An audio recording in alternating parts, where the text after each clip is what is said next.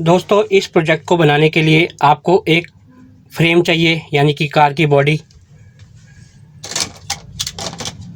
motor लगाने के लिए उसका स्टैंड,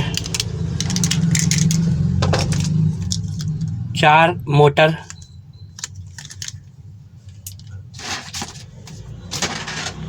चार उसके व्हील, 2 IR सेंसर, एक अल्ट्रासोनिक सेंसर,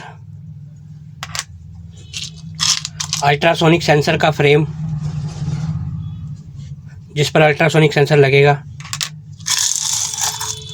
कुछ नट बोल्ट और पेच जिससे कि ये पूरी बॉडी फिट होगी, कुछ जंपर वायर,